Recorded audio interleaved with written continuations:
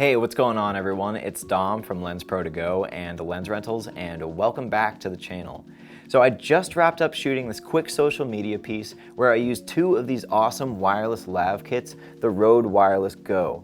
But what if I didn't need to take out two of these kits to get two subjects mic'd up when it was just going into one camera anyways? Well, drum roll please, even though I'm pretty sure you already know where this is going. Boom! Rode Wireless Go 2 with dual transmitter support. That means two wireless lav mics per one receiver. So in this video, I'm simply just going to be talking about what comes in this kit, as well as talk about what's new with the Rode Go 2 other than that dual mic support. Because there's some other cool stuff going on with this kit too. So let's check it out.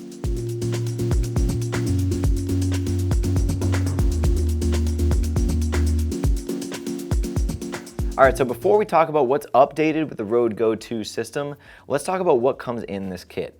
You're going to get one Rode RX receiver unit, two TX transmitter units, two 3.5mm lavalier mics with clip attachments, one Rode SC5 memory cable, which is just a nice thin mic jack to mic jack, and three USB to USB-C cables for charging and connecting.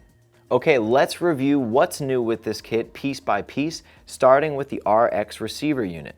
Alright, first things first, dual transmitter support. As I've made plainly clear already, you can connect two TX transmitters per one RX receiver unit, and that's easily the greatest improvement to this kit from the original. So this is pretty much how it works. You can see there that I have two separate level displays here, and this will assign each mic to a different audio channel. So TX1 will go in the left channel and TX2 will go in the right channel. And you can go in and isolate those in post if you want.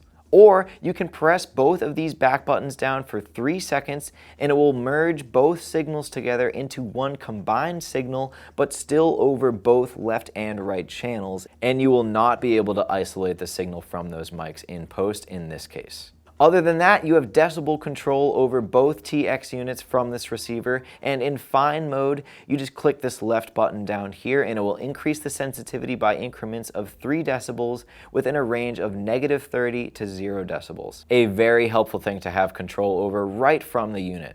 You also have the ability to mute each mic from the RX unit, and you do this by clicking the button on the right until the mic you want is selected, and then you press that left button to toggle mute on or off. Alright, next major improvement for this receiver unit, it's very easily compatible with mobile devices and computers. If you plug in this receiver unit in the auxiliary jack on your computer, it should recognize this as a microphone device, and it's so exciting to see this pop up on the device list because that can be such a pain sometimes, and I'm talking to you live streamers. Okay, moving on to what's improved with the TX transmitter units, and it's really only one major improvement here, but it is major, and that's internal audio recording. Audio files are generally pretty small, so Rode took advantage of that and made a really smart move here and gave each TX unit in this kit internal memory, making them able to record up to 7 hours of uncompressed audio at a time directly to the transmitter. And you can go back into the app that Rode has and find all of those audio files listed there with the record date, duration, and type of file, and export them individually right from there. And that pretty much brings up the last major improvement that I wanted to talk about with this system that really drives it home for me, and that's the Rode Central app. The display and interface on the RX unit does an excellent job of giving you control over the transmitters, but if you want even more control and a better place to sort of see all that info from all 3 devices in the same place, you should really get them all hooked up to the mobile app, or do this at least just once quickly before your shoot.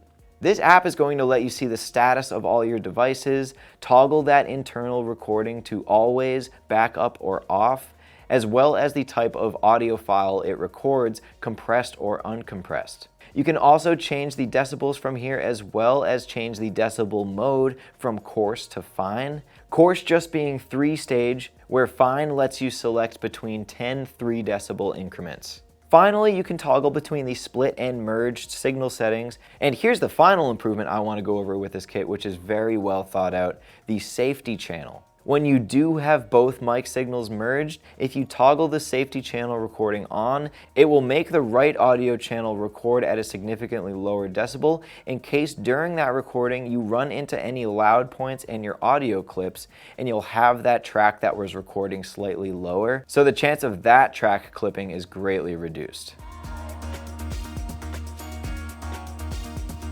Alright, so that's pretty much going to wrap up this video on what's new and improved with the Rode Wireless Go 2 two-person wireless lavalier kit. And if you have any questions or insights, or if you own the original Wireless Go kit and you're seriously considering upgrading, let me know in the comment section below and we'll start a discussion. Also, if you happen to like this video, hit it with the thumbs up button down below to let me know you liked it, and if you're not already for whatever reason, subscribe to the channel, and that way you'll be in the loop whenever we post new content, which is every week. So take care, and we'll see you in the next one.